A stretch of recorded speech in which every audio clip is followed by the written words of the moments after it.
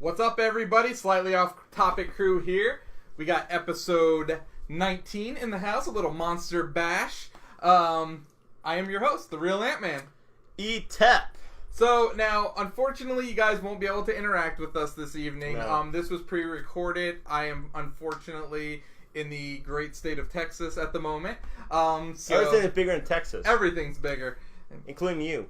Including the pile of crap that their football team is. But, how about them Cowboys? No. Anyways, so let's get down to business with some breaking news. What's some breaking news? So we got some. Let's start with a little Minecon. So there was Okay. Minecon on Saturday. This is their big yearly event. This year was held in Boston. Yeah. It was called Minecon Earth.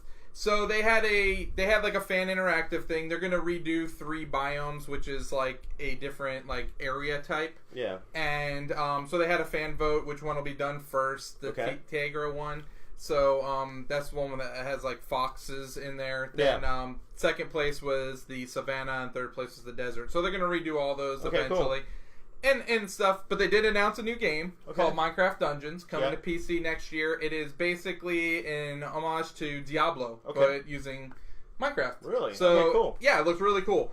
That's going to be PC only for right now, as far as we know. So, yeah. PlayStation, Xbox, or Switch. Remember, Mahjong and Minecraft are owned by Microsoft. Okay, cool. So, PC and Xbox would be my guess. Yeah, okay. If they wanted to go elsewhere, I would say Switch first, probably, and then maybe PlayStation after that. But as of right now, PC only. Now, tell everybody that your daughter, who is 5 years old now, loves Minecraft. Absolutely loves Minecraft. Yeah. So Target had an event 2 weekends ago, and I had to take her to it. So they did a little scavenger hunt there. I mean, she has all room. Yeah. Nothing about Minecraft. So she loves Minecraft. She's a gamer. So, some other things they announced for Minecraft coming up. So, they introduced Reapers with their last update. Or not Reapers. I'm sorry, Phantoms with their last update. And these are, like, basically things that fly around if you haven't. Now, you know what's funny? So, I saw you guys play Minecraft, you and your daughter and all that. And I'm going to say to myself, this is a kid's game, right? Yeah. But it seems pretty creepy, too. Even though I know they're all blocky, these, like, little, like, monsters and all, it's still kind of creepy. Oh, absolutely. So, at the core, it's a survival game. Meaning, basically, at nighttime, you have to do what you got to do to survive. You have to eat, you have to sleep, you have to do all this stuff. So at the core, it's a survival game at its very, very core. But if you don't go to sleep at night, and you don't have lights up at night, you will be attacked by zombies, you will be attacked by skeletons, you'll be attacked by spiders, witches, phantoms that they just added. So phantoms only show up if you haven't slept for 3 days, though. So, and these are kind of like wraiths. Like, once you haven't been sleeping, dude, they'll fly overhead, they come swooping down and attack you. Does she ever have nightmares? No. Not for Minecraft, dude. It looks like an N64 game. That doesn't matter, man. Nah. It don't matter. But it still kind of creepy. But anyways, so what they did to counteract the phantoms is now you can have cats. They're scared of cats. Cats? Yeah, little house cats. A little kitty cat? Yeah, nine. So there's 9 cat types. Yeah. There's 9 cat... Yep. Oh, wow. Yep. So they made... see what it did there. They've already made 8. Okay. The 9th will be it'll be up to... fans send in pictures of their cats, and they're going to pick one cat. A kitty cat? Yeah, little business kitty. Little business kitty? We'll put a little hat on him. A frisky business? Like Tom Cruise? Yeah. Tomcat Cruise and frisky business. If anyone hasn't seen that SNL skit... oh, dude, it's hilarious. Hilarious. But Bobby Moynihan's basically the main guy, but Daniel Craig was the special guest on that one. Go check it out. Yeah, it's like a space trip. I forget what they call it. Yeah. But, really funny thing. So anyways, they announced the cats. They also announced they're adding bamboo and panda bears to the game. Nice. So, and the bamboo can be used to make scaffolds, which will help you make tall buildings. Because there's always been an issue in Minecraft where if you're building anything vertically, you have to put like dirt mounds up to get higher. Cool, now you could actually make scaffolding, and then you can break it down just by hitting the bottom scaffold. Nice. So yeah, they're adding a whole bunch of stuff. Oh, one other thing before I move on from Minecraft and Minecon is they are also adding new architecture and new villages and everything.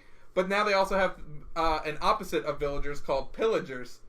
And they will pillage you. And, dude, they come like in... Vikings? Yes, and they come in with this beast, dude. and it like basically will run over your crops and just destroy everything. Man, this game's kind of vicious. Oh, it's getting vicious, yeah. So you think it's good for a 5-year-old to play? Absolutely, definitely. Who am I to judge? So so from that breaking news, we also have more stuff for the kids. Oh yeah, we have. Fox is releasing a PG-13 version of the movie Deadpool. Because everybody wants to see a PG-13 Deadpool movie. Absolutely. Why not, right? So, how does that work? I guess, dude, how much cussing is in Deadpool 2? A lot. No, it's Deadpool 1. Oh, it's Deadpool 1? Yeah. How much cussing is in Deadpool 1? A lot. A lot. How much violence is in Deadpool 1? A lot. A lot. So how much sex and nudity is in Deadpool 1? A lot. Well, no, there's a couple sex scenes. Not too much. But still, that's like... You gotta wipe the whole thing. But that's what I'm saying. How much editing it's gonna take for that? A lot. That's a lot of editing. Keyword: a lot. Here's a question though. Like, why would anybody who already seen Deadpool 1? I mean, most people like 13-year-old, 12-year-old probably have seen Deadpool 1. I'm sorry, it happens, guys. Your kids, parents out there, your kids are watching rated R movies, whether you like it or not. It's just happening, okay? So I'm pretty sure a lot of these people have already watched Deadpool 1. So why the hell were they going to go to the theater and watch a PG-13 version of Deadpool? I don't know. I don't see anyone saying I think it's pointless. I completely agree with you. It's like money wasted. Yep. Thank God that... Are they wasting Disney's money? Or are they wasting Fox's money? I think they're wasting Fox's money. Okay. Because it's not officially done, this deal. Just making sure. By the way, everybody, Disney has bought Fox. Well, the deal's not done yet, but once it's done, and Disney... Pretty much done. I'll say so. I mean, when Bob Iger's talking about what their future plans are with those franchises, I mean, you could say it's pretty much a done Kevin deal. Feige's going to look all over the whole X-Men franchise and Fantastic Four, I'm guessing. So yeah, I mean, we could pretty much say done deal. Yeah, done deal. But it's like, yeah, I just think that's really a bad move on Fox's part to release. I understand why, because I mean, Deadpool has also a younger fan base. Mm-hmm. Everybody loves Deadpool. But to me, if you're doing Deadpool 1, a lot of people already seen Deadpool 1. I mean, I'm pretty sure a lot of 13-year-olds, 12-year-olds have found a way to watch Deadpool 1. So why the hell were you going to see in the theater? I mean, it just makes no sense to me, honestly. Waste of money. Another thing, too, the only reason I could see this happening is because they plan on bringing him into the fold later on. The MCU fold later on. I can see that. I can see that's the only, if you have an end game of that, I'm okay with that. Yeah, but that has to be your end game. But the thing is, though, even though they can do that, bring me into the fold of the Avengers movies, even when he does his own movie, it still has to be rated R. Yeah, you can't go back and be like, no, he's gonna be a PG-13 character. We're gonna talk about it a little bit later on. But I feel like that's gonna be the downfall of Venom. Yeah. Well, we'll talk about that later on. But I think maybe that's a good idea they're releasing this. Because if it's not successful, if it doesn't make that much money, then maybe everybody could see oh, you know what? Yeah, that's not a good idea. I just don't see, with the other movies that are coming out around the same time, I just don't see how this movie making money. Okay, would you rather go watch Fantastic Beasts or PG-13 Deadpool? Fantastic Beasts. Yeah, I mean, there's what else coming out? Especially since I've already seen the movie. Yeah, there's no reason. Isn't Bumblebee coming out Christmas time too? Yeah, this. I think Christmas. I mean, am I want to watch Bumblebee or do I want to go watch? No, I'm not gonna watch. The PG-13. I'll be honest. Creed. Yeah. I mean, there's tons of good movies coming out this. But you know what's funny though? So sometimes when they show a rated R movie on network TV, I remember one time they were showing Pulp Fiction. Oh, dude, it's so bad. No, the worst. Die Hard with a Vengeance. Oh yeah. Oh, dude, you know the scene I'm talking about, right? Oh yeah. So Samuel Jackson's walking in the middle of. Bruce Willis is walking in the middle of Harlem, and he has a sign that says "I hate everybody." And then everyone's getting mad at him. Oh yeah, I hate everybody. Yeah, everyone's gonna be mad at you for holding a sign that says "I hate everyone." He has a sign saying a racist word. But it's you ruin the whole context of the movie. Absolutely. Because Simon made him go to this area, this neighborhood that was predominantly African American, and he was holding a racist sign. So everybody was wanting to beat him up. But no, in the PG, in the network version, it says, "Oh, I hate everyone." Yeah, because people are going to get mad at someone holding a sign that says, "I hate everyone." Yeah, it's stupid. It's like if I watch Scarface or Pulp Fiction or anything on network TV, it's just hard watching these movies because they're not entertaining. Yeah, exactly. They're made to be rated R. Just like Deadpool's made to be rated R. Absolutely. So it just no, it's not going to work out. But in the same way, maybe this is good because if it doesn't make too much money, if it's not successful, then Disney can see, oh yeah, that should be a rated R movie.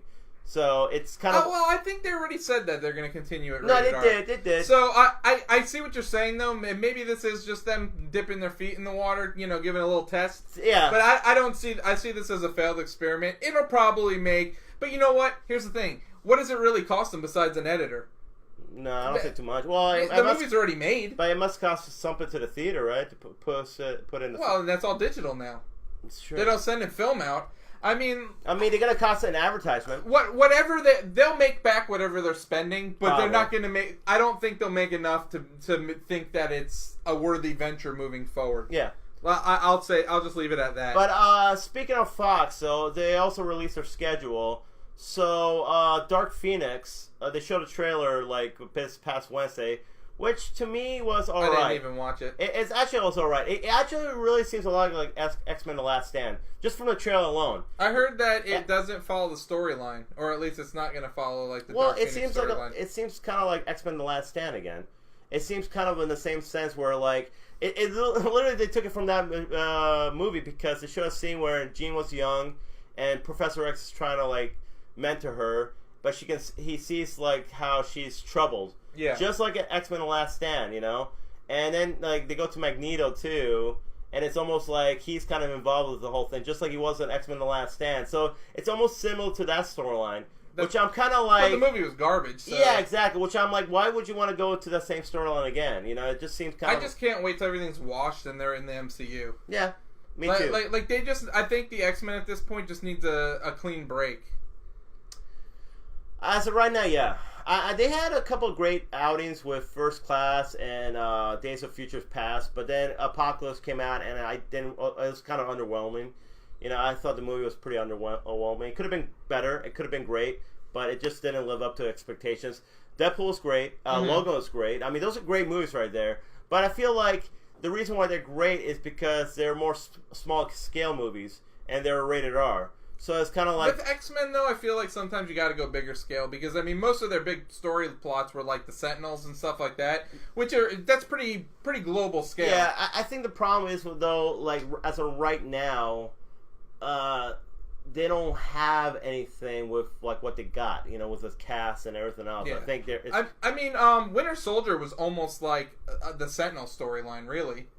I mean, without, I mean, obviously there's this differences, but it's almost the same sort of idea, though, because like they had like the big tracking systems with guns on policing the masses. Exactly, and that's kind of what the whole Sentinel thing was. I mean, it didn't have the whole backdrop of obviously of the whole, mutant oppressing and stuff like that. Yeah. That, it was a little different, but I mean, overall, it was kind of the same thing. So it was. It'll be very difficult for them. I feel to integrate the X-Men into their current storylines. That's why I feel like the second part of the Avengers: Infinity War really kind of almost has to do some sort of reset.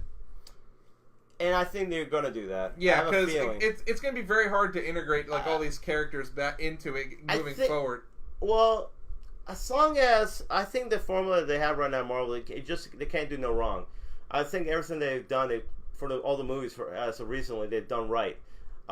It will be a testament to themselves how they're going to integrate the X-Men into this universe. I think they can definitely do a great job, but it's going to be very interesting because of all the characters you have to also watch over too. You not only have those characters you're introduced, but you also have Doctor Strange, Spider-Man, Black Panther, all of them. Yeah, and I really want to see a good, well done like adaptation of Fantastic Four on the big screen. Absolutely, especially Doctor Doom. I think the biggest thing about Disney acquiring Fox is the fact that it introduces great villains. Like, they really need to get a great actor to play Doctor Doom, though, because like I feel like someone needs to do that character justice. Definitely. Whether it be, I mean, I don't even know off the top of my head. I'll be honest. One thing that Marvel does really well is their casting. Yeah, absolutely. They're extremely good when it comes to casting. I would love Christoph Waltz, but I just don't know. I think he's too old. Yeah, probably. Maybe my opinion is too old. Michael Shannon? Too old. They need to go somewhere younger. I mean, at least I would say The youngest, early 30s. Early 30s. It's gonna take me. And to be honest, it should somebody. be early 30s, and I think it should be someone not that famous. Somebody up and coming. Because to me, I'm okay with that. Well, I look at it this way: if you look at everybody casted, everybody has been kind of a low key. Well, except for Robert Downey Jr. But that's the only one. Yeah. Well, But, Chris Evans too. But Chris Evans really at the time didn't have a lot of big hits. I mean, No, because I mean he was in like Not Another Teen Movie, like the First Class, or not First Class. I'm sorry, Fantastic Four. Yeah, like Chris Evans' career wasn't exactly, like going out. No, it wasn't. And this kind of put him on the map. Yeah. Same like Chris Hemsworth too was no name. You look at Tom Holland right now. I mean, a lot of the actors. I mean, I will say the only one that was kind of like somebody who actually has like a lot of credentials was. I would say. Well, Jeremy Renner had credentials. So did Scarlett Johansson. Yeah, they Samuel Jackson. I'm sorry, Doctor Strange. Benedict Cumberbatch. He has a lot of credentials. So yeah. But I mean, like some of these other actors, like Tom Holland was definitely like out of nowhere. Yeah. And look at him now. And I personally think he's the best Spider-Man. Yeah, I agree with you. I can't argue with that. So I like I said, hopefully when all is said and done with Fox and this deal happens, hopefully whoever they cast for the X-Men or Fantastic Four, it will be great because they really need those franchises. But it'll be interesting to see where they're gonna go. But as of right now, going back to Phoenix and Deadpool, I'm not that excited for these movies. I don't know how well they're gonna do. I mean, I'm really hoping Dark Phoenix is great, but not so overly excited. So, what else did they have on their release schedule? There's one movie. Oh, Gambit. Oh my God! Speaking of which, sorry, that's another great one too because they say Gambit is going to be a romantic comedy. Okay, next, just move on. Yeah, just put a bullet. It's over. With like Rogue. Oh, I don't know. If it was with Rogue, I'm down actually. Yeah, but I can't see Anna Paquin playing the. I don't want to see Anna Paquin again. I mean, nothing against her as an actress. I just don't see her. I'll be honest, dude. The perfect like combo would have been like Sawyer and Kate from like Lost. Yeah, dude, both of them. I knew she's Wasp now, so it won't work. No, but dude, that would have been like perfect. Well, when they're younger. Yeah, like when they were in Lost. Yeah, like that would have been the perfect like Gambit. You know who's gonna be playing Gambit, right? No, who? Channing Tatum, supposedly. I don't like it. He needs to have an accent, and I don't know if Channing Tatum can pull off the accent. You don't think he has the acting chops? I don't think he does. You know what? He has impressed me in certain movies here and there. But I'm not sure. 21 Jump Street's the only movie he impressed me. He impressed me in some places here and there. So Foxcatcher, he was really good in that. I didn't see that one. Was he in End of Watch? No. You're thinking of... what am I thinking of with him in it, where he was a police officer? Police officer? I don't know if he had one in a police officer role. Maybe I'm just thinking of 21 Jump Street. Jake Gyllenhaal and Michael Pena was in End of Watch, so... Yeah, that was a great movie. Yeah, that was a great movie. But I don't know. I when they say romantic comedy, yeah, if they find a really good... to be honest, if you have to have Rogue, I mean, she has to, of course, have that southern sass kind of character. Oh, absolutely. And she has to be kind of voluptuous as a character, too. Somewhat like, I mean, unfortunately, I'm not saying that that's necessary, but in the same way with her character was in the comics, she kind of had... I mean, I'm kind of more used to the old cartoon one, maybe. Oh, absolutely. The new one, I think they kind of made it a little bit more, well, she was modernized. More like... Yeah, but she was more like Jubilee. In the new movies, like they kind of took the character of Jubilee and put Rogue into it, and it did not work. No, I agree. No. I thought that was one of the worst parts of the new movie. Yeah, because new movies, the 2000 movies. Because I think the thing what I liked about Rogue, she had a lot of sass as a character. Oh yeah, for real. And I think that's what I liked about her. And she kind of it's funny because she was a really strong female character in the comic books, and they kind of made her wimpy in the movie. Yeah, she actually still is pretty strong in the comic books because she's actually, I think, at one point she was the leader of the X-Men. Yeah. So yeah, like we'll see though. But it'll be cool if they have kind of like Gambit and Rogue and kind of play off with that. But I don't know, when they say romantic comedy and all this other stuff, I'm kind of like, I don't know. They also said the same thing about Toy Story 4. That it's a romantic comedy. I don't know, man. But I think I'm more confident with the people in Pixar to do a Toy Story 4 justice than I am with them doing Gambit justice. I hope so, because let's just say this. Toy Story 3 might be one of the best animated movies of all time. To follow that up they better have something. Because honestly, they didn't need to make another movie. No, I agree. That's where the issue really lies. Because unless you have the absolute script that is freaking printed out gold, like, I mean, you really shouldn't touch it. No, I agree. But in the same time, I mean, there must have been something. Pixar must have saw something and be like, yeah, we can tell another story. Besides dollar signs? A little dollar signs. Just a little bit. It probably costs them a good penny to make it, though, to get it does cost a lot of money. I was about to say, to get Hanks and Allen back to no, that is the whole CGI. Yeah. That's a lot of money. That's not cheap. I'm sure nowadays it's a lot less, though, than back when they first started doing it. Because now they can probably reuse assets and stuff like that. True. So it's probably not as expensive to actually make the movie. That's true. I think it's probably more expensive to get Tom Hanks and Tim Allen back in the room recording. Hey, man, I tell you what, though. They must have done... The script must have been really good for them to come back, though. Absolutely. Because I tell you what, though. Like, knowing Tom Hanks... Especially Tom Hanks. I don't know about Tim Allen, but Tom Hanks... I mean, his reputation as an actor and everything he's done, like, role-wise... I mean, he doesn't really take bad roles. Can we say how awesome he looks as Mr. Rogers? Oh, yeah, that's another thing. But, oh, my gosh. I'm there. Day one, dude. Tom Hanks is Mr. Rogers? Yes, please. Is Tom Hanks, like, to you, like, without a doubt, like, legendary as an actor? He is, like, for my generation, our generation, I think he's hands down the best actor. He might be. Like, just think about the different range of movies he did. Yeah. So, I mean, you got, like, Forrest Gump, you got Saving Private Ryan, you got Big, you have... Philadelphia, yeah. And, I mean, Denzel's another one you can put in that category as well. But the thing is, Denzel doesn't do comedy. You're right. Like, he might have been in one or two movies where there's a little comedy. I mean, don't get me wrong. I can see Denzel may doing some comedy, but he doesn't necessarily do comedy. Yeah. He's more of a dramatic actor, whereas Tom Hanks does both. He can do comedy and drama. I mean, look, you got, like, Castaway. You have, Sleepless in Seattle, Big. Romantic comedy, The Burbs. And his romantic comedies are actually good. The Terminal, a great movie, one of my favorite movies. And that's a romantic comedy. And I love that movie, and I don't like romantic comedies. Yeah, and not only... To be honest, I haven't seen some of his later movies. Like, I want to see The Bridge of Spies. I wanted to see the one with... what was it? The one he had with Mary Poppins, was it? I forgot. There's another one. I have no clue what you're talking about. No, it wasn't Mary Poppins. It was something about, like, telling the story of Mary Poppins or whatever. Yeah, I have no clue what you're talking about. He played Walt Disney in one of the films. Anyway, it came out a couple of years. If anybody knew that, please comment and all that.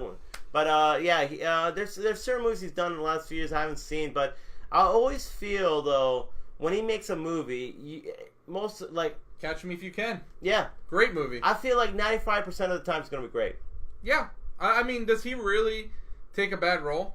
No, that's what I'm saying. That's why I'm saying, though, with Toy Story 4, him taking the script, he must have said, okay, this is a good script, I'm going to take it. It's another thing. We didn't even say, like, when we were rattling off his movies, Toy Story 1, 2, and 3. Yeah. All amazing movies.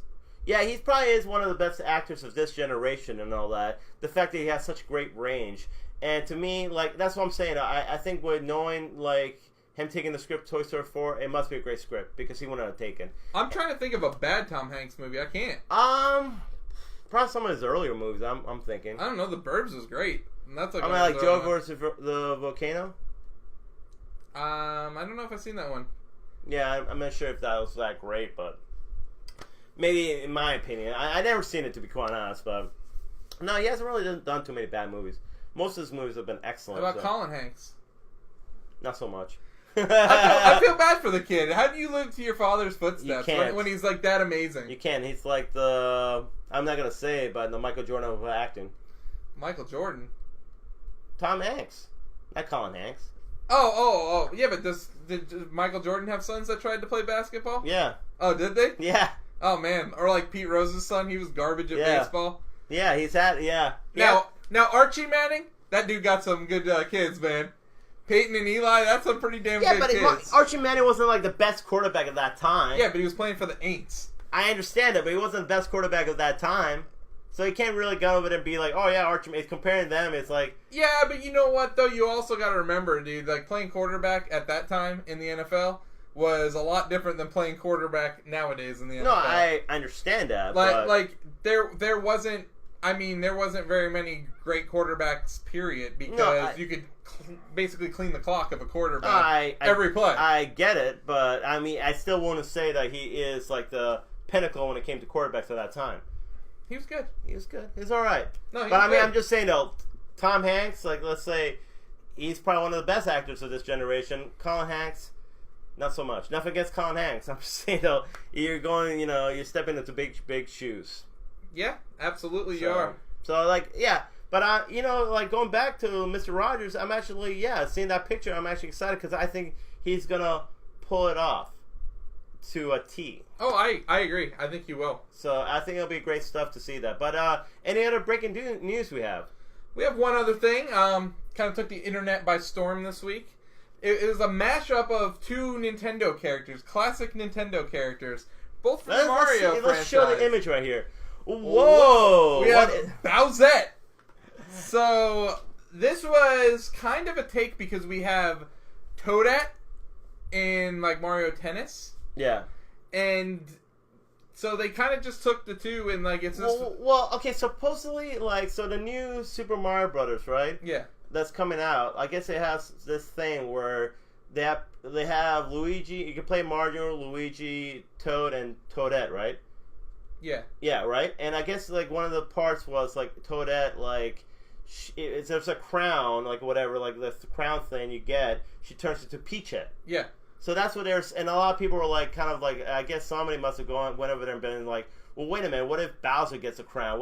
And then does he come out? Bowsette. To Bowsette? Yeah. That was how the whole thing came about. And I guess it's taking the whole internet by storm. And also Japan, I guess, they have this whole huge craze in Mark Japan. my words, first DLC Smash Brothers, Bowsette, playable character. Yeah, it's just funny though. So I was like looking at YouTube the other day, and I saw the picture, and like it was kind of like it's funny though. I think the first time I was introduced to Bowsette, it was kind of the same scene from Wreck-It Ralph, where he's in the Wreck-It Ralph was in that whole group of villains. Oh yeah. And it's funny though. So I see all these villains like looking at her Bowsette, and Zangief's like, "Hey, I think Bowser lost a lot of weight." So I thought that was kind of funny, and I'm like, and then I started looking up all these images, and I'm like, "What the hell is this?" And of course, I'm Bowsette, who. And I'm not gonna lie, Nintendo's been really good at using internet like memes and stuff to like boost their products lately. Yeah, but do you think that's a little bit too sexy though? I don't know, man. Is this something that you want to really show this? No, I absolutely do it. With like, but Peach? It's supposed to be like her dark side. Yeah, but Peach with like absolutely. Cleavage. Who cares? Do it. Why? You have to. You had a meme called the Luigi Death Stare. I mean, like, really? I mean, no, I understand that, but in the same time, I mean, is this something that Nintendo, who is family friendly? Yes, absolutely. Put it out there. You think so? Yep, absolutely. I don't know. They have Bayonetta in Smash Brothers. You made a good point. You you made a great point. I mean, like, dude, like, rock it, dude. She's rocking that One Piece right there, man. Yeah, it's pretty cool though. So is she really Bowser turning into Peach, or is I think it should be Peach turning into like her dark side. I'm okay with that. No, I think it should be more like Bowser, since she's been trying to get Peach this whole time. He creates her own, bride. You know what I'm saying? That I don't really care how they tell the story of it and what her backstory is. Put a Bowser. That's my take on it. That's my take on it. The fact that Bowser has been all these years, he's been trying to get with Peach, and he's been getting turned down left and right. So is it a robot then? I don't want it to be a robot. It's not a robot. It's a clone. A clone. Oh, he took like DNA from himself and yeah. Oh, dude, it's like, and he got Lakitu to do it. Yeah. Yeah, or not Lakitu, but not Lakitu. Cammy. Yeah, he got Kamek. Kamek. Yeah, he got Kamek to put a little spell on the two DNA, and boom. Or maybe he got Professor Egatz to do it. I'm just from saying, Luigi's Mansion. That dude. You got the brain. Scientist, man. I'm just saying that'll be a cool way to kind of go over there and bring this about, because it'll be cool too, because they could even have like maybe a mixed tag match. They got Bowser and Bowser versus Mario and Peach. Yeah. You know what I'm saying? To the death. Do you think it's more like what Wario is to Mario, that is to Peach?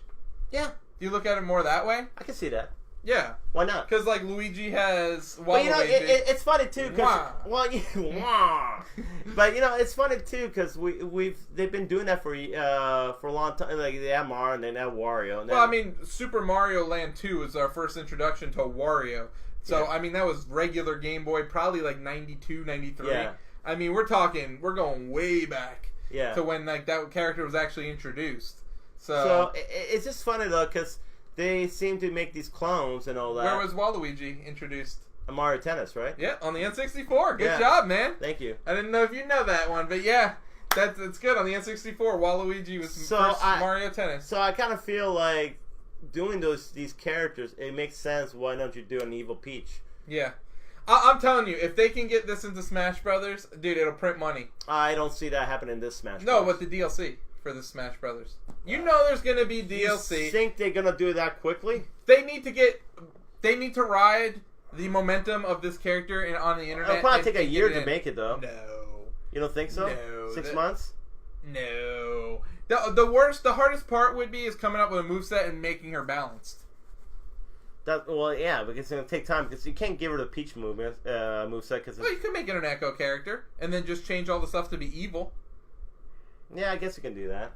Give her basically the same movesets, but like basically instead of using a frying pan, I don't know, she would use something like an electric zapper or something. Like, you know, just kind of go like, just kind of like make it a little bit, everything a little bit more evil to it. Well, maybe you can mix a little bit of Peach and Bowser. Yeah, like their moveset and kind of combine it together. Yeah, I mean, I'm down. Get the character in there, Sakurai. Let's do this. Why not? Yep. Well, I mean, you think there's other characters you want to see besides her, of course, in Smash Brothers?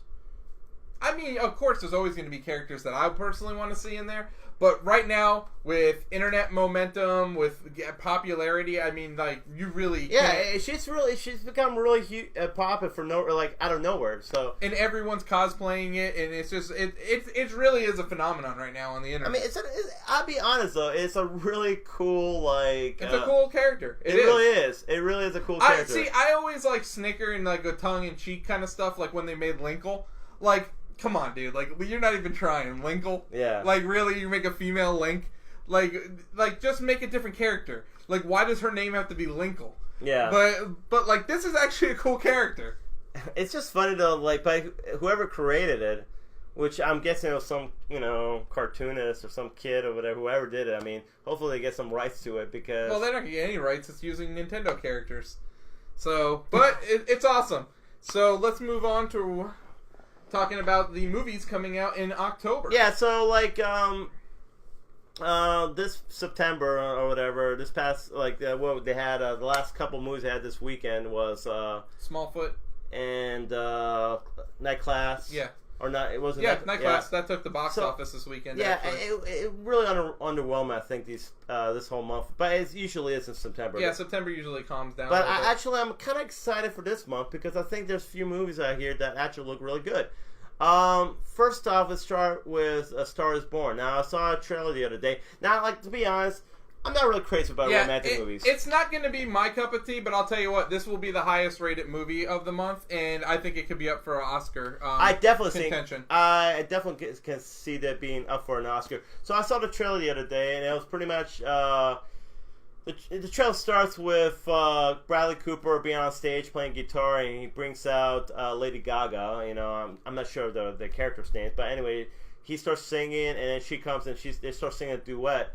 And the song is really good, actually. I don't know if Bradley Cooper sings it. I know Lady Gaga definitely sings the song, and it's a really good song. Even though I'm not even a fan of country music, it was actually an excellent song, and it actually helped the whole trailer out. It actually shows, I'm not gonna, say it again, but music and trailers go hand in hand. And it's a funny thing about it, and like I said, not crazy about romantic movies. Not crazy about country music, but for some reason, I don't know what it was about the music and the trailer and everything about it. It actually made me want to watch this movie. Yeah. And I never seen the original Star Is Born with Barbara Streisand, and never really cared to see it. Mecha Streisand? Mecha Streisand. Never cared to see it. So when this trailer came out, and I'm like, wow. And it actually, from the scenes I've seen from the trailer, I mean, I always like Bradley Cooper. He's a great actor. And he actually directed this movie too. Rocket Raccoon. Oh, Rocket Raccoon. So I always like his work, but Lady Gaga looks like she does a great job, which could be her breakout role. Which is, like I said, I've never been so much of a fan of Lady Gaga. I mean, her songs are kind of catchy, but never really a fan of her. I thought she was trying to be too much like Madonna. But well, I mean, the career path still has her trying to be like Madonna, starring in movies. True, and Madonna actually made a good name for herself as an actress. So. Yeah. But I see this movie being something good, something special. We'll see. And right now, I think it has a 95% on Rotten Tomatoes, the last I saw. So, if it, once all the reviews come out, and if it's that good, hell, man, it could be definitely contention for an Oscar nomination. Now, I don't think historically movies like this do well in the box office. I could really see this one doing well, though. Definitely. I think it has two really, really bright stars in it. Which really helps it, and the music is probably going to be excellent because of Lady Gaga and everything else, and I think definitely the actors, their chemistry is going to be probably very excellent. Mm-hmm. The fact that a lot of people who want to see maybe how she's going to perform in the movie, and the reviews are going to help out too. So yeah, and like I said, if it's really not only a critical success but a box office success, I can't see why they can't take this all the way to when the Oscars come around and all that. So yeah, it definitely is definitely something that you should watch for next year in the Oscars. So I can see it get nominated. Then you have Venom coming out. Yeah, so Venom. Now I see a few trailers here and there. I think the fact that it's PG-13 kind of ruins it. Yes. I get why they're doing it because they said they want to someday have Spider-Man and Venom. Okay, so I'm a big fan of Venom. I always love Venom as a villain for Spider-Man.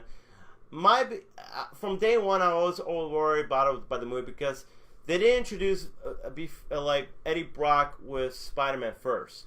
To be honest, the whole origin of Venom is Peter Parker was working for the Daily Bugle, which was a newspaper company, and Eddie Brock was another reporter. And they were kind of rivals at the time. They were rivaling for the best scoops and best pictures and all that stuff. And what happened was there's this serial killer out there who was terrorizing New York. So Eddie Brock came up with a scoop saying he revealed who the identity of the serial killer was.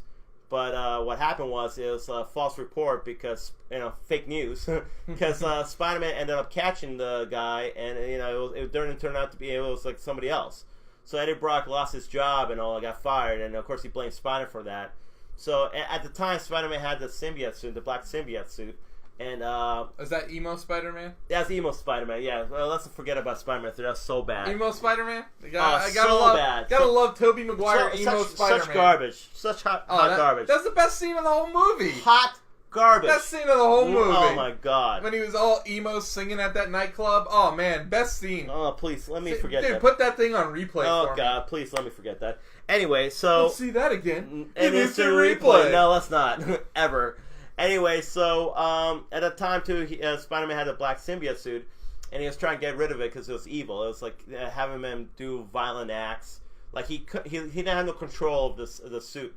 So he ended up getting rid of it. He ended up, I think, going to a church, and the symbiote suit cannot take sound. So he, a church bell rang, and the suit came off, and and Spider-Man rejected the suit. So anyway, the suit, since it was alive, was pissed off at Spider-Man for doing that, for rejecting him. So ended up finding Eddie Brock in the church that that was in, and Eddie Brock was going to commit suicide, but the suits found out he had the hatred for Spider-Man, so they ended up bonding. That's where Venom came about.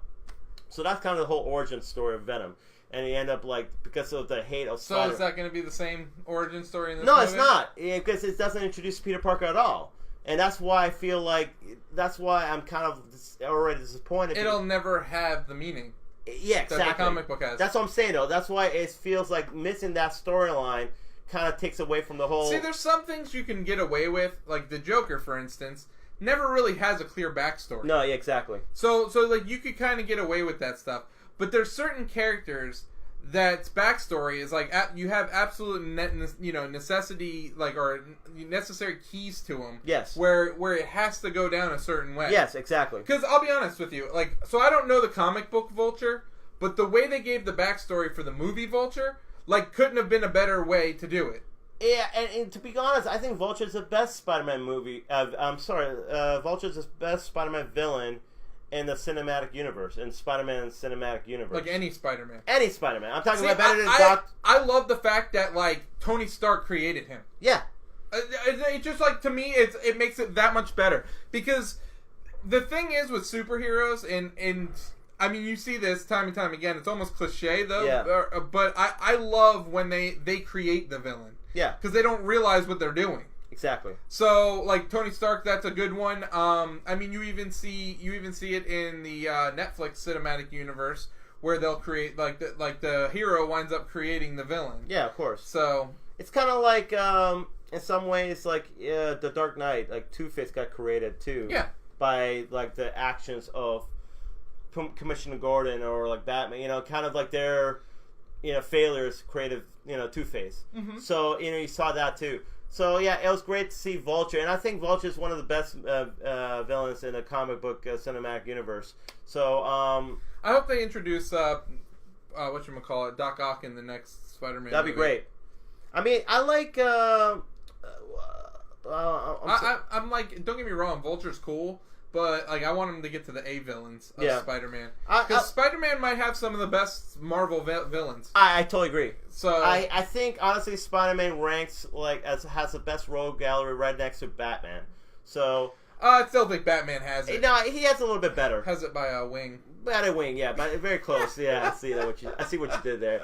But, I like Alfred Molina's portrayal of Doc Ock. I think it was a little bit cheesy though at times. Yeah, it's definitely cheesy. Some of the that's like more of like the old school. Same Willem Dafoe. That was kind of cheesy. Yeah, too. Yeah. Like honestly, like there's some good parts to Sam Raimi's Spider-Man's. Mostly Bonesaw. But watch him here, ready. Yeah, Bonesaw's ready. But no, like I mean, they had some good stuff. I mean, like, how many... With great power comes great responsibility. I mean, like, seriously, like, I know, but like... there's cheesiness in some of those stuff and those movies and the villains, so... The most cheesy thing to me, and it's even cheesier than emo Spider-Man, was, like, in the second movie when they're on the train... Oh my god! Oh, yeah.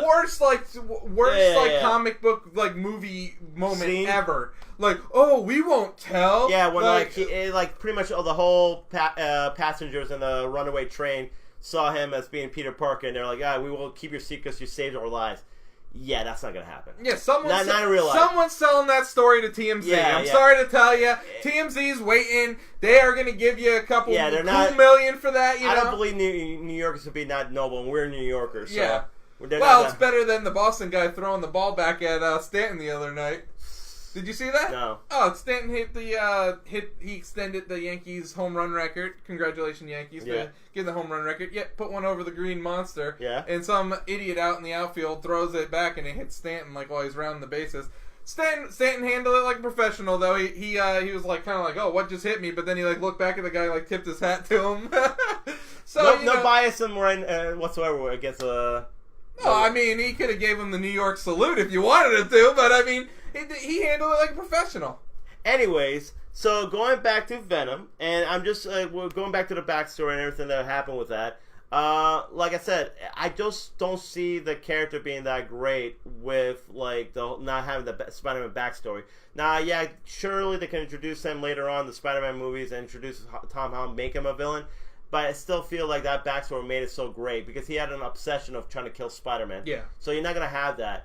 And the fact that it's PG-13 also kind of weakens the movie, I feel, too, as well. Because I feel Venom is the type of character who will violently kill anybody who opposes him, any criminals.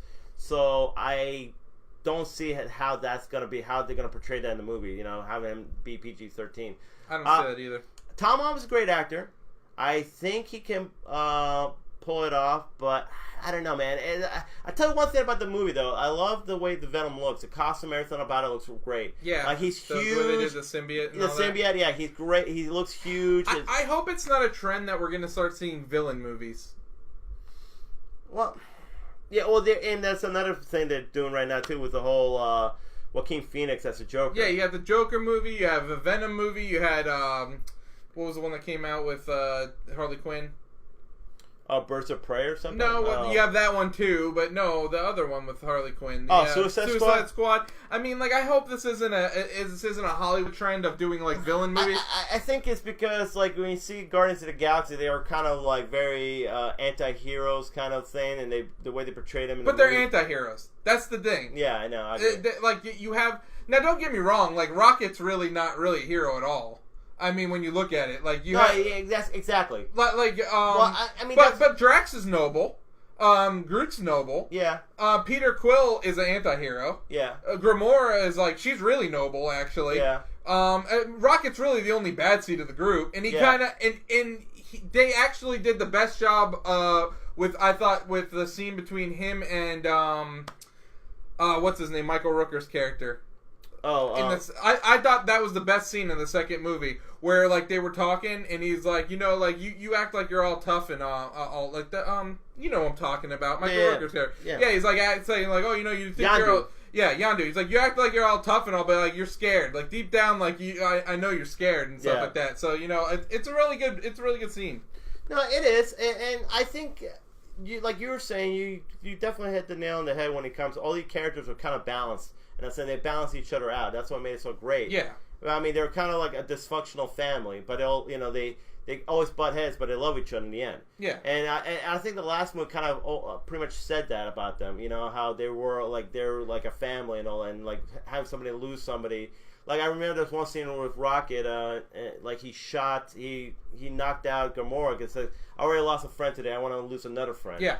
So there is kind of like that balance between them. I think that's what makes them so great. There's honor among thieves between them. It is. It really. But like you're right. You're right when you say that, because I feel like they got away with that movie because that movie had a lot of heart. Whereas other movies, like with the villains, it just doesn't seem the same, because I don't see in any world why you would be rooting for the Joker. It just seems weird to me that they have this movie. And granted, yes, could the Joker be killing people that are worse than him? Sure, but in my world, when I watch a movie with the Joker in it, I want him to be the absolute worst of the people. We don't really know, though. That's the problem. We don't know. I mean, I want to see the trailer. Let's see what the trailer. So did you hear the rumors that Zack Snyder was going to kill off Batman in the DCEU? No. Oh, it just came out. Like they said, like if he kept like going with the series, they were going to kill off Batman. Like that guy, don't let him touch your movies. Trash right there. Yeah, they're definitely going to have to reboot the whole thing, I feel like. Oh, absolutely. As things come to a point where DC definitely has to go back to the drawing board. And why don't they just like say, okay, all this never happened. We're going to start from the end of Dark Knight Rises. I'm okay with that. Well, we'll talk a little bit more about like a movie that's going to do that, actually. But let me ask you something before we go to the next thing. So, Venom, are you going to see it or not? Not in the theater. I'll watch it when it comes out. If it gets really good reviews, I'll definitely go see it. I still won't go I'll be honest, and I know somebody who hates when we do this. His name is Rhino. Anyway, but anyway, he hates when we go to the critics and say, "Hey, we rely on the critics' reviews to decide if we're going to." Hey, I don't care, man. I worked too hard to go watch a movie that I think I'm going to walk out of unhappy. Yeah, that's the way I look at it. And do I agree with Rotten Tomatoes and critics all the time? No. But I'm going to tell you what, if I'm on the fence about a movie and it's the reviews are below 50%, why take a chance?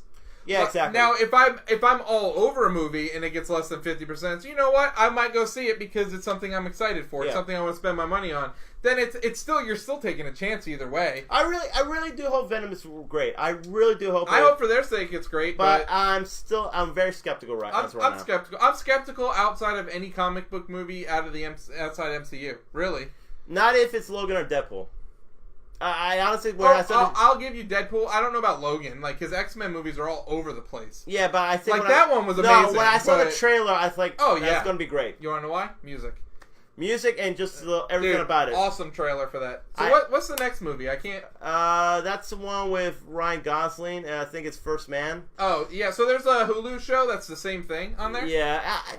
Just watch the one with Sean Penn. That's what I said. I mean, yeah, I'm not really whatever. It might be great, but as of right now, I'm not gonna. It's not definitely on my radar. You know what? I wish they would go back to doing sci-fi that's unrealistic. I'm serious. Like, why is like everything like in the past like 10 years?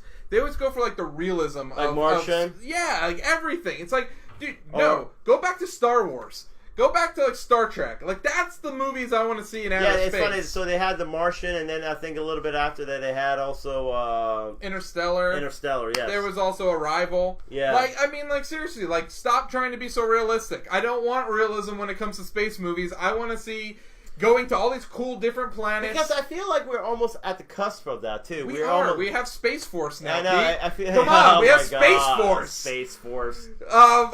Get the crap out of here. No, you. Space Force is awesome. Oh God. It's like Star Wars back in the Reagan Star Wars. You don't. No, it's completely different. That was like satellites beaming down. Yeah, like it's still ridiculous. No, Space Force is like the X-wings. It's like Rogue Squadron, man. We're that close. We're not close at all. So the next one is Battle or Night at the. No. Bad Times at... Yeah, there you go. Bad Times at Ridgemont High. No, Bad Times at El Royale. That's what I said. Get out of here. Has Jeff Bridges in it? It has Chris Hemsworth. It has Dakota Johnson. I don't know. Some other actors. No, it looks cool. Wait a minute. John Hamm? Yes, John Hamm is in it. Yeah, so, you know what it kind of reminds me of? Yes. Kind of reminds me of the, hold on, it'll come to me. Smoking Aces, like stuff like that. Yeah. Where it's kind of like, I hate to say it, it's like, kind of like a cool cliche kind of movie. Where it's like, everything about it, like, it's cool. Yeah. Well, I like movies like that. No, I just hope it's good. That's all I'm saying. I don't know. I saw a review from, and IGN's kind of always... they're hit or miss when it comes to movies. Yeah, they're really hit or miss when it comes to reviews and all that. But they gave it 8.3 out of 10, so they say it's pretty good. But yeah, it just looks like one of those movies where they just take like a lot of cool stuff and put it in together.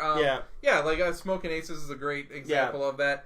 Seven Psychopaths. Yeah, that was one I was thinking of too. Yeah, just something like that where... but I think it looks good. I think it looks good too. I'm actually really interested. I don't think the trailer shows enough, though. No, they don't. But I actually like that. Yes and no. I don't know. That either means one of two things. What? Obviously, it means that they're not showing you anything because what they could show you sucks, or there's a really cool twist to it.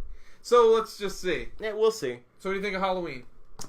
Well, you know what's funny? Out of all these movies, I think Halloween was going to be the best movie out of all of them. I think because they're doing the Jurassic Park on the franchise, I think that's why it might be successful. Yeah, so they pretty much... everything after Halloween, the first one, never happened. Yep. And it's funny, the more I think about it, the more it makes sense. Because Halloween 2, even though it wasn't that bad of a Halloween movie, in the end of the movie, they pretty much kill off Michael Myers. They pretty much burn him to death. He explodes in that room with Dr. Loomis, and you see him pretty much burning. Yeah. So how in the hell does he come back from that? It's just kind of like... Well, 3 he's not even in. No, he's not even 3, but in 4, for some reason he comes back. Don't they resurrect him? No, I think that's Jason. That's Jason. Okay. That's the one with Corey Feldman? Yeah. Resurrect them? Yeah, they bring him back from the grave, yeah. Jesus. So, yeah, lightning bolt hits and bring him right back from... Yeah, no, this one, they don't never even, do that. It's just kind of more He's just there? I don't think... to be I'll honest... tell you what, dude, I love the visuals of this movie. Brings me right back to the original movie. The streets of, whatever. Hatfield? Yeah, Hatfield, Illinois. Hatfield, yeah, Illinois. Yeah. So, dude, it just brings me back to watching the original, yeah, which is awesome. The lighting, everything about it, the scenery. Which, by the way, this 1978 movie, I believe that's when it came out, yes. Right? Still holds up to today. Don't listen to anybody else if they tell you otherwise. Yeah. Go watch it for yourself. It is one of the best horror movies. I think the next show we're definitely going to want to do a review on that. Yeah. We're definitely going to talk about Halloween because, to be honest with you, it's definitely something we should rewatch again and talk about because I think it's one of the best. Oh, it's definitely the best slasher movie of all time, in my opinion. Oh, I agree with you. I'm not. I can't even. I wish I could argue with you about it, but because it makes it a little bit more interesting on the show. But I can't. I can't. There's nothing I can say. I know 2 other guys who are not with us right now will probably argue with us, but personally to me, I think it's the best slasher movie and probably one of the best horror movies of all time. Now, it doesn't have as much slashing as maybe someone might want to see, but what it makes up for in the lack of death scenes is the awesome story building from Donald Pleasance. Yeah, Donald Pleasance, Dr. Loomis does a great job building Michael Myers into this like demonic being, kind of like this, the boogeyman, pretty much. Yeah, because basically the movie starts out and you're in first person of Michael Myers as a kid. Like you're kind of like seeing from his vision, and he like goes up there and murders his family. Like that's what you see. And then, like, he ends up... You know what? Let's just do a review right now. I guess we're going to talk about it. No. Let's not review it now. We'll wait. But anyways, yeah, I'll stop there. Okay. But basically, after that, you don't see another murder for a good long part of the movie. I mean, I'll just be honest. I've seen this movie so many times. No, I know. I've seen it a lot, too. I can talk about it without even watching it a lot. We'll wait till that's our main topic. Let's, because there's one other movie that's on here. Before we go to the next topic, though. So, I think the co-writer of that Halloween, surprisingly, is... John Carpenter? Not John Carpenter. Jamie Lee Curtis? Not Jamie Lee Curtis. You won't even think about it. It's, Jamie Kennedy? No, not Jamie Kennedy. It is an Irish guy, though. It's an Irish guy. Louis C.K. No. Leonardo DiCaprio? And think of more of not End of Days. Arnold Schwarzenegger? Not Arnold Schwarzenegger. I said Irish. You said End of Days. No, not End of Days. It's jeez, what is that guy? Your boy, dude. My boy? Not your boy, but it's our boy. Just say it. I'm trying to think of his name, to be honest. What's he in? He's in the one with the whatchamacallit. Sorry guys. This guy is totally blanking out. I'm blanking out, and I'm really good about this too. And I'm blanking out right now. He can't even tell me a movie he's in. TV show, anything, comedy, stand up, whatever. Danny McBride. Thank you. Danny McBride. Really? Yeah, Danny McBride. The end is now. Or the end is whatever. Is that what it's called? Yeah, something like that. This is the end. This is the end. Thank you. That's what I was trying to think about. Anyway, Danny Eastbound and Down. Eastbound and Down. That's what I was trying to think. I went a blank there. Sorry, guys. But anyway, so Danny McBride actually co-wrote this and all that. So that's kind of weird. It is. Because I think the other day we were looking it up and I heard about that and I'm like, wow, Danny McBride. And somebody didn't believe me too, and we looked it up and we see it. He co-wrote this. So it's kind of funny that that's what I'm saying. I think he could be a serious actor though. Oh no, I'm not saying he couldn't be. It's not like I'm pretty sure he's a big fan of these movies, so it's just interesting to see that, and interesting Jamie Lee Curtis going back into this role, and she's kind of more in the offense in this one. Yeah, really, because she's kind of like literally in the trailer, pretty much sure like she's ready to kill Michael Myers. But you know what this kind of does though, by erasing all that history, is now you don't have Halloween 2, you don't have Halloween H2O. So literally we're taking away almost all of the animosity she should have towards him, and it's really we're only going down to the first movie. So it's anything that's only happened in the first movie. It's not 3 movies worth of her animosity. Yeah, but they killed her off, I remember, that Halloween Resurrection or some H2O? No, Resurrection. Oh, there was another one with her? Yeah, it was. So there was like 4 movies with her. Yeah, it's some garbage-ass movie that they made. Okay. Like in the early 2000s and all that. So, yeah, there's so many Halloween movies, but a lot of them was straight up like just him killing off teenagers. Well, there was like a time in the 80s where really like slasher films were just like every year and a dime a dozen. It was just like... I think that's a problem. They miss out on the suspense of the first one. A lot of these movies are pretty much about how creative he can kill people. It wasn't about the suspense of telling how, like the whole, his character and everything about it. I mean, granted, I heard there is some gory death scenes in this movie, but I think they go back to the whole suspenseful... What about your the Rob Zombie version of it? I didn't like those. I didn't see it. I think they were kind of stupid because they actually more... What was it, like more like gore? Like a no, gore that and the fact that it made Michael Myers have more of a voice. Like, they showed him as... Nah, I'm good. You remember? He had more of a voice. It's more like they actually saw Dr. Loomis, who's played by McDowell, I believe.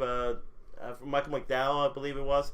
But anyway, so they had him talking throughout, and him doing the psychological work with him, and I did not like it. They gave too much backstory to Michael Myers, and to me, Michael Myers shouldn't have a backstory. He should be more. He should be more of a faceless killer, that's what he is. So that's why I'm more interested in this movie. I think it's gonna be great. I actually am really excited for this. for this movie. We got to see it in the theater? I think so. Good. Because it's actually almost the week or before Halloween, so I think it's a perfect time to watch the theater. Of course, it's a perfect time to release any horror movie, really. I just see it making tons of money. I think, it'll win the box office for sure. No, they're already projecting to be one of the most... 100 million? They're projecting to be the highest grossing Halloween franchise movie. That's crazy. So, what's the last movie you got up there? Suspiria. What's that? That was a remake of this old 1970s horror movie, directed by I think Argento, I believe Danny Argento. Forgot. I'm sorry, I'm real bad with names today. But anyway, it's about I think this modeling school, I believe it was. This girl who goes into this modeling school or whatever, and these murders are taking place. They're killing all these models and all that. And the original had a really cool, very visual, like almost artistic look to all the murders. Like the color schemes and all that was really nice, and it almost like very artistic. Was it almost like Clockwork Orange then, in a way? Well, it still was a kind of a gore slasher movie kind of sense, because you see all these. Because I know that had like a lot of good visuals in it, Clockwork Orange. But it's more of like... That was a mind trip. It's more of a mind trip satire, kind of social satire movie. Where this is more of a slasher kind of, because each person got killed one by one. It got killed very creatively or whatever. Mm-hmm. So, but it had a really cool visual, very good color scheme. So very artistic in the same right. And Dario Argento, thank you. Dario Argento, that was the director, Italian director. So this one, I'm not sure who's directing it, but I haven't seen the trailer, to be quite honest. But if it's as good as the original, it could be a great horror movie to watch. Yeah, so we might have a pretty exciting October box office this year. I think so. I definitely pick Halloween to be the best one of all of them. I actually, Star is Born, if you like a romantic movie, I think might be the most critically acclaimed movie. So for all you ladies and all that, and I think the guys will like it too. So you should go watch The Star is Born. If you love the horror, go watch Halloween. As if you like the comic book movies, go watch Venom. I hope Venom's really good, guys. Or get the AMC Movie Pass and watch both. Yeah, definitely. So there you go, guys. So we're gonna move on to our weekly feature, the Slightly Off Top 6. This week we went with. So let's keep this in mind. We went with our favorite Halloween songs, but we thought of Halloween songs that we would hear while we were at a Halloween party. Yeah. So not necessarily about Halloween, just kind of spooky kind of songs that, have more of like a scary type of feel to it. And just to let everybody know, since we're going into October, every single top 6 from now on until Halloween, of course, is going to be about Halloween themes. So... Or scary horror movie, that kind of stuff. Anything like that, yeah. So keep that in mind. So, first one is, of course, Ghostbusters theme. Who are you going to call? Roy Parker Jr.? Roy Parker, yeah. Yeah. So, not to be confused with the, who did the New Drug? It's like the same, basically the same song. Yeah, it's like, got a new drug. Yeah. Who you losing in the news? Yeah, you're right. Basically the same damn song, but the Ghostbusters has the yeah. You know what's funny though? Very good song. Honestly, man, without that song, I don't know if the franchise is that strong. I'll be honest, man. Without Bill Murray, I don't think the franchise is that strong. I think that I think there's like three or four things about the first movie that really make it that were kind of like what made it. I'll give you Bill Murray's number 1. Yes. Number 2 is the I would say the song. I would say the song's that important. Number 3 is New York, I think. I'm gonna go setting, but I'm also gonna go in that same sense. The Ecto 1 and the symbol. Yeah. I think all that kind of did it. And then number 4 is the Stay Puft and Slimer. Without Stay Puft and Slimer and those like really iconic good characters, yeah. Because then you go to the second one and I can't even tell you the name of the evil. I know it's a painting or something. The pink ooze going underneath the river. And honestly, just the Stay Puft Marshmallow Man was like such a good villain, and Slimer was like a good tweener. It was just it's funny though. It's something about the movie. It's just such a I don't know like. They caught magic. They really caught magic in a bottle. It really was. Because, I mean, I think, honestly, with all the horror stuff, like The Exorcist and everything else coming out from, like, the 70s, it was such brilliance, whoever came up with the idea. Let's watch let's do a movie, a parody about all this stuff. Yeah. You know. You know who I would have loved to see make a movie like with that? Either like using the Ghostbuster franchise, either Spielberg or Columbus. Like either one of them. Chris Columbus. Yeah. Oh yeah. The first two Yeah, Harry Potters. Potter, yeah. Dude. Like honestly, man, like one of those two guys would have been able to take that franchise, I think, and really like amp it up. Unfortunately, I hear Ghostbusters now and it's almost a joke. Yeah, it's a shame too because I feel like I don't understand how you take the first movie and it was so great, and like I said, the music, everything about it was so good, and then you can't go further with that. Yeah, I just don't get it. Like in what was it, 84? 1984? That's when it came out? Yeah, they just caught magic. It's a phenomenon, really. Yeah, and they literally caught magic. And it's funny, going back to the song, though, that's why I think the song's so great, because really, anytime you say, who are you going to call, you're like, Ghostbusters. Automatically you think that. Yeah. It really is, and the whole beat, everybody knows the song, really. Yep. And even to this day, I think, when you think, who are you going to call? Like, everything about it, too, like, what Ecto-1 was like a hearse, and then, like, the building was like a old fire department. Yeah. I mean, dude, there's just so much, like, iconicness about that movie. And, like, the way they did it. Yeah. And, like, the fact that it was really, it was original, wasn't it? Original screenplay? I don't think it was based off anything, which is amazing. Not that I know. Yeah, like, you don't have that nowadays. Like, the way they trap the ghost, you can't cross streams. Yeah. I mean, dude, there's just, like, it was, they even set, like, rules in their own, like, universe, which was awesome. Yeah, you know what's funny? So, I think the other day I was watching like YouTube. I saw Siskel and Ebert. Remember those guys? Yeah, the two critics used to. And it's funny though. I was watching some of their old reviews, and some of them they're pretty hard. Like sometimes they'll they will like a movie. Do you think it's a classic? They just were like that, right? But they always loved this, and it's funny though. Like I agree with Siskel, and I think it's saying the sarcasm with Bill Murray and throughout the whole movie is so great because. It's like you look at this ridiculous stuff and all that. Like one of my favorite scenes was like the library. He goes over there, like I think it's Ray or whatever. He's like, "Oh, look at this! Or Egon was like, I never seen this is look at the way they stack this the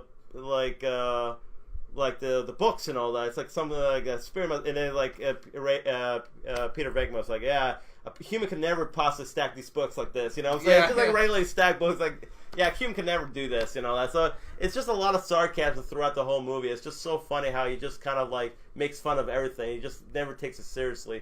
And I think that makes the franchise great, but... I completely agree. Next, we have the X-Files theme song. Yeah, it's just... I think it's good and it's spooky just because of the fact that whenever you think of it, you kind of just think of like aliens or like supernatural stuff. Like you just hear it, and it's funny. That's the first thing you think about when you hear you think of aliens. It sounds like an alien theme. Yep, and it's just like it gets you going. And like I'm probably anytime you're at like a haunted house waiting in line somewhere or like any kind of Halloween theme stuff, that you'll hear this soundtrack or this theme being played once. Well, it's a very iconic theme song, and I think a show is iconic as well, even though like I know they brought it back. The new shows were not as popular. Yeah, I still feel like it has a great nostalgia sense to it, and fans from that time. Great show, by the way. If anybody hasn't watched X-Files, that was another one that like was ahead of its time. Definitely, because that was like what, early '90s. Yeah, and that's really if you look at other shows from the early '90s, it was like really trash, and that still holds up. I think so. A lot of the shows still hold. A lot of the episodes still holds up and all that. But like I said, though, I feel like that's one of those TV themes that really, when you think about it, anytime you hear it, you think of X-Files. So. Yeah. Let's go ahead and move on to the next one. We got the Halloween theme song. So we were just talking about Halloween. It's kind of funny though. I wanted to leave this at the end because I think if you think of anything, really, any horror, it really. Okay, so we're talking about Halloween. John Carpenter wrote it as well. Yeah, he did. Yeah. He did wrote the theme song. Yep. Which is amazing.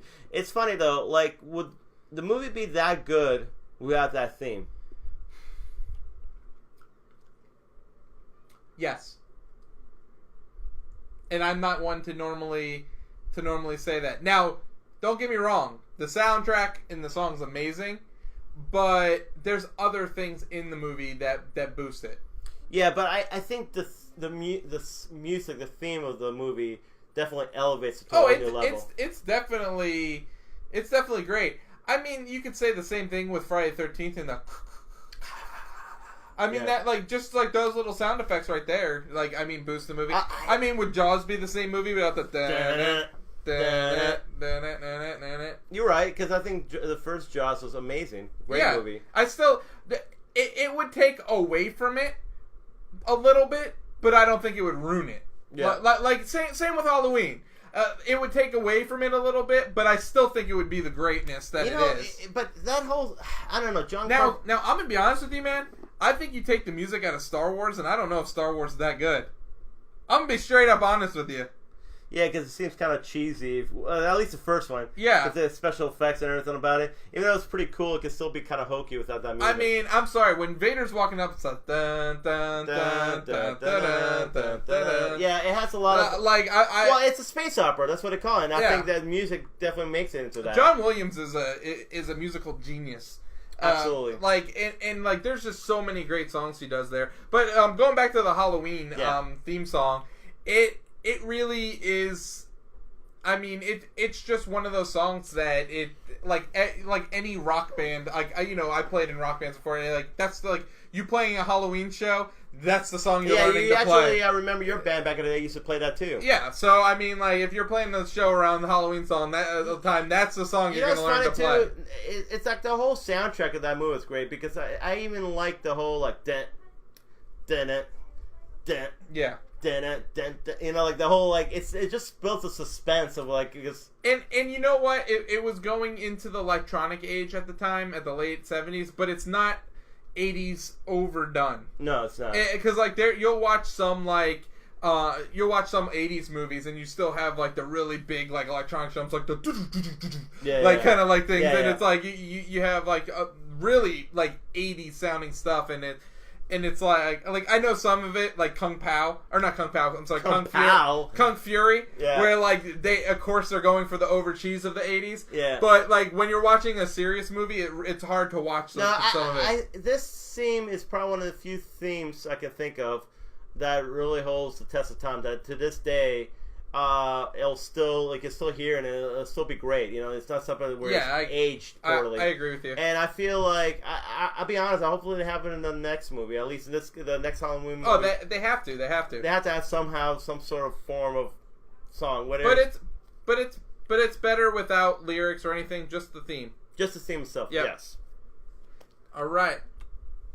Monster Mash. Now I know it's cheesy, but it's a Halloween must. Definitely. Especially if you have a Halloween party and all that. It's a Monster Mash. Monster Mash. Yeah. It's a graveyard smash. But yeah, like it's a party necessity. Honestly, there's really I don't know, kind of like reminds me of the B-52s maybe. It does. From back in the day, but it's just I don't know. I like it. It's a good fun song. I just love whoever does the voice. It's just like that deep voice. And it's like kind of cool because it reminds me of like old school Vincent Price or like those type of voices, you know, like it's definitely like 50s, 60s that song. Yeah, Bela Lugosi kind of voice, like you know those type of like old horror like characters. So it's kind of cool, like they have that voice and that whole sound and all that stuff. So it's really cool. It's a real cool, fun song. I still like it, and to this day, I would say 1950s, 60s, somewhere around there. But I think if you're gonna have a Halloween party, like a fun Halloween party. For your kids, at least, you should definitely have to have Monster Mash. All right, the Walking Dead theme song. So this is probably one of my favorite new theme songs. Like, for any new TV show. It's done by Bear McCready, I think. Yeah. And it's really good. If you have never watched Walking Dead, I suggest watching a few seasons of it because earlier on it was really good. Yeah. But this song like always. Like, I always love hearing this song because it just, like, it kind of gets me, like, amped up for the episode, to be honest with you. Now, I know a lot of people are not that excited Walking Dead like they used to be, but I feel like in the beginning of the show and all that, when the first show started and all that, first few seasons, I think the theme song, you're right, got people, like, really amped up to see the episode and all that. You know? And then when I hear it, like, on for the trailers and stuff for it, like, when it just really gets you excited for it. It does, and all that. I'm not sure how this new season is going to do, but like I said, the music definitely helps out. Tonight we're recording this, so it's actually Sunday night, but tonight's the season finale of Fear the Walking Dead, which has actually been a great season. Yeah, you enjoy it? Yeah. If you want, I'll review the whole season next week, because I've been watching. If you don't mind, yeah, great. So, but yeah, it's actually really good. I actually really enjoyed this season. Spoiler alert: the cast is pretty different from what the season one was. Yeah, you know what? It's actually it's a cast of this cast right now. They're really awesome. Really? Yeah, it's awesome. I really, I'll be really honest, like so the cast, and I really like the direction. I watched the first season of Fear the Walking Dead, and I wasn't really too fond about the family that they had. They were pretty much the main cast of the family and all that. I did like Ruben Blades' character and whatever in the first season, but overall, like that whole family, I wasn't really crazy about, because I thought they were kind of really dumb in a sense. So there's one character left from the family, with a possibility of a second character. Yeah, because we never actually see one of the people die. They just leave you off thinking that they sacrificed themselves for the team, but you never see them die. And in Walking Dead, you always see the character die when they die. It's kind of like that whole Glenn thing. Yeah. So even though we think this character's dead, I think there's a possibility that they are not. And okay. I left it gender neutral, that whole thing, so I don't ruin it for anybody. Yeah. But yeah, let's go ahead and move on to our final song, and of course, Thriller. So if you went and watched House with a Clock in the Wall in IMAX, they actually remastered this video, and you could watch it prior to the movie. Yeah, so Chris, who's not with us this week, he told us about it, and he loved it and all that. Yeah. Yeah, I mean, hearing about it and being HD, I can't imagine why. I mean, I think this was like one of the videos that I used to watch like on MTV back in the day, so I couldn't wait for it. And I'll tell you what, it's like 7 or 8 minutes a song with the video, and dude, I can watch it a million times over. It doesn't even seem like it's that long. I mean, when I was a kid, I remember watching it. It was kind of really creepy, I mean, don't get me wrong, it kind of was creepy and scary and all that for me as a kid, But like nowadays, I love it. But for like MTV videos at the time, this was like top notch. Oh yeah, it's probably one of the most iconic videos, music videos of all time. Yeah. I mean, you definitely have to have it top 5.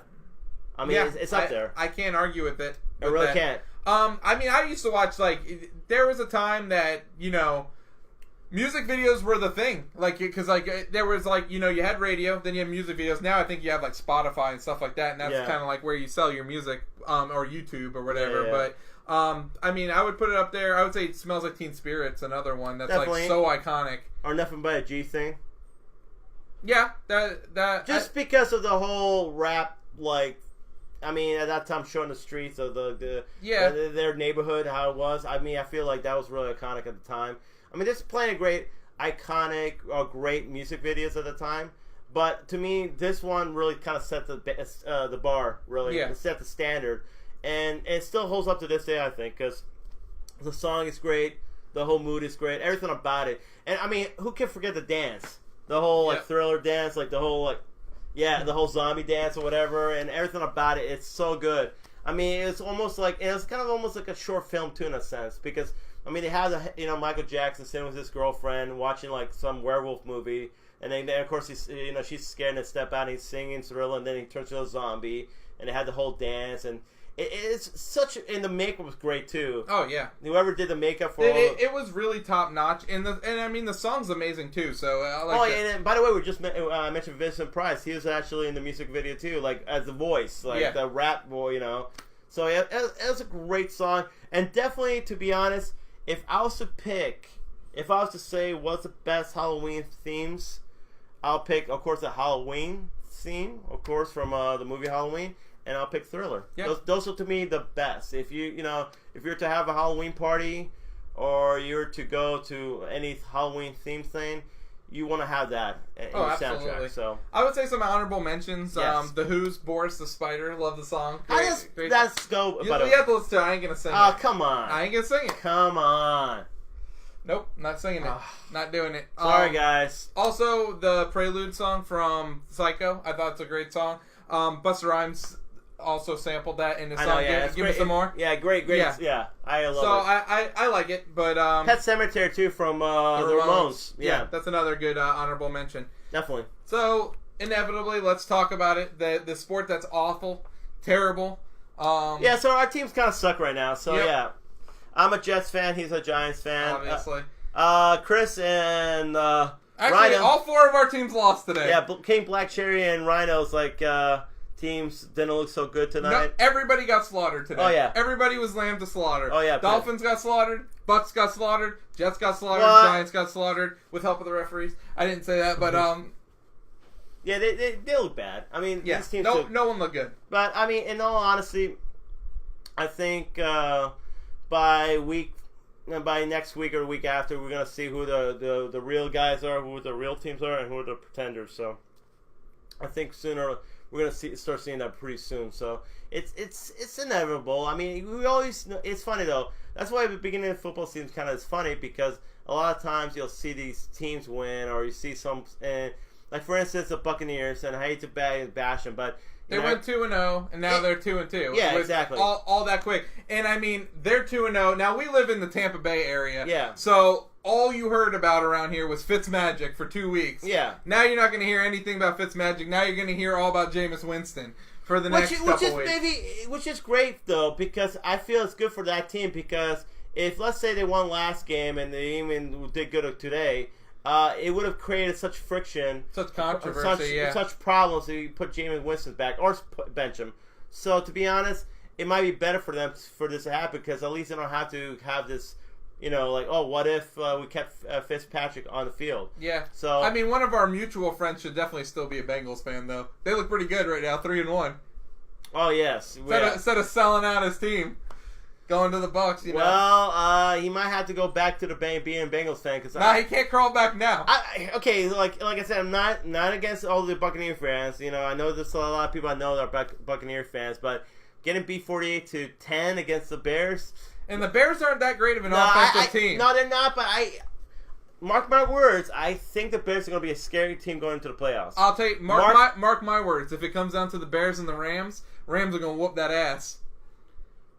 Rams will whoop that ass. I'm just letting you know that. The Rams look really good, but the Rams have just as good as the defense of the Bears. Yeah, some injuries right now. They do, but that's they have some injuries. They do, but I'm just letting you know. And the Rams have a way better offense than the Bears. Way better. They were what, 1-out in the playoffs the last year. Rookie quarterback. I'm just saying that they might be a good regular season team. I don't know if they're going to be a good playoff team. Hey, we'll wait and see, man. I'm just saying that as of right now. I'm just letting you know, to me, the Rams are the number one team, and it's not even close. As of right now, the Bears look really, really scary. Did they look scary when broken Aaron Rodgers was beating them? Old man Aaron Rodgers? Division game, and that was a fluke. Oh, God. Fluke. So he's not the greatest quarterback of all time? He's a great quarterback. I'm just saying that whole thing. So getting beat by him is a fluke? Not a fluke. It just was like... Fluke means he's not a great quarterback. So you tell me, what is it? No, I think that game, what happened with that game, the end of the game, was just flukish. It was just I disagree. I think... Who have they played since then? Seahawks. And, where? Well, I want to... in Chicago. It probably was in Chicago. And then they traveled to Arizona, and they won in Arizona. And Arizona's hot trash. I'm not saying that they're beating like these championship teams. I just feel like with their defense right now, they look good. I don't feel that they've won a game yet that is a game where I could say... Now, you might say this was the game that they put a stamp on it and said, okay, we're good. Yes, they beat the Bucks. Okay. They beat them pretty bad. But we also seen the previous week, the Steelers really gave you the recipe to beating the Bucks. I mean... but the Steelers barely beat the Bucks. But that's because the Steelers are not a good team this year. Let's throw that out there. They're not a good team this year. I honestly think the Steelers are going to be in the playoffs anyway. Of course they are. They're the Patriots. Every year they're in there. I said this before and I say this again. There's certain teams that no matter what happens... They find a way to punch their ticket. They're going to be in. Yeah. No matter what. No matter what, they'll find a way to punch their ticket. Everybody's like, oh, well, like New England lost to the Lions. What happened today? Or what happened Sunday, I should say. New England destroyed the undefeated Dolphins. I knew that was going to happen. I think everybody knew. So who's the undefeated teams left now? Rams and Chiefs. Chiefs still play tomorrow, so we'll see. And I picked the Broncos to beat them. I think Chiefs are going to win. I don't think... We'll find out. I'm rolling with my homies. I think the Chiefs are good, but they're like they're kind of like one of those teams that are like feel like good. They come up with a fast start, but once they get into the playoffs, they kind of like are shaky. They're a shaky team. They're not like really a team where you can see them go. And Andy Reid has had a history of being like that. A team, where he's a great. Yeah, but now he has a good quarterback. So let's see how that. Who nobody has any film on. That's true, but he had a game manager in Alex Smith prior to that. So and Redskins are what 2-1 right now. Hey, Alex Smith is successful wherever he goes, but he can't push that. He never can get you over the hump. But I mean, they don't have no film on this kid over there, Mahone. I mean, he looks great and all. Well, we'll wait and he see, looks man. great and all. But you got to realize, Mahomes has such talent around him. I don't think it matters. No, he does. But I think once he goes to a defense, once he plays a defense that's really tough and will really test his limits, then we'll see how good he is. Yeah, we'll see. Listen, I think it's going to take a team that has a good offense and a good defense. I think sometimes like quarterbacks coming into a good situation, when they come in, of course they're going to look great because they got great weapons, great stuff, and all that. But once they have a challenging defense, I mean, we could say the same thing about your boys, the Cowboys, and all that. But that's just the offensive. That's the offensive line. Exactly. Hands down. No, exactly what my point. You put him in with Dax Prescott with that offensive line and Ezekiel Elliott. He looks great. Not saying he's not. I mean, I think he's a good quarterback, decent at least. He's not a great quarterback. Everyone made it out to be a great rookie quarterback. He was a steal. He's not Russell Wilson. No, he's a steal. He's not Cam Newton. He's a steal, but I don't see him being like one of the elites. I don't see that either. But that could go hand in hand with not having anybody in the receiving core either. True. I mean, he does. I mean, who's his number one receiver? Beasley, Cole Beasley, or I can't remember the dude's name. Yeah. Austin. Yeah, maybe Tom. Yeah, maybe. Yeah, I'm not sure, but you might know better. Yeah, it's Austin. I don't remember what his first name is, but I don't know. To be honest, when you look at some of these elite teams right now that look undefeated and look great, I'm still not sold on some of these guys like Mahomes and the Chiefs. We'll see tomorrow if they beat the Broncos pretty convincingly. Then yeah, I could probably. Well, you got Case Keenum, so let's see. I'm still not sold on Case Keenum. Yeah, I just think playing in Denver and that Broncos defense is going to put a challenge. We'll see. It'll be a tough game. But anyways, guys, we will have our football picks up on the page this Wednesday to go with our podcast, which will be tonight when we launch it. So you'll see the picks up there tonight as well. That's all we have for this evening. Before we go and all that, just to let everybody know, you got to please like, follow, share this video. Like us on Instagram, like us on YouTube, like us on Twitter. We have a Twitter account out there. Follow us on Twitter. Follow us on Twitter. Thank you. Like us and follow us on Instagram. But guys, most importantly, let's grow the environment. We're gonna try to do more polls, so we're gonna try to get more involved with everybody. But to make that work, we need more people to be following us and more people to join into the conversation. Yeah, give us ideas. Let us know what you guys think.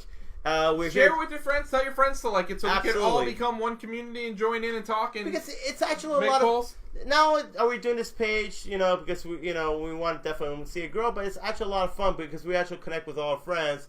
And we actually... or people we don't even know. We get to connect. We get to hear their opinions, I actually made thoughts. A comment today with somebody I've not known, responded to them. So, it's cool to interact with people and all that and see what they have to say and all. So, yeah, keep it up, guys. We really appreciate everything, all your support, guys. Yep. All right, until next week, I'm the real Ant-Man. E-Tep. All right, peace out, guys. Peace.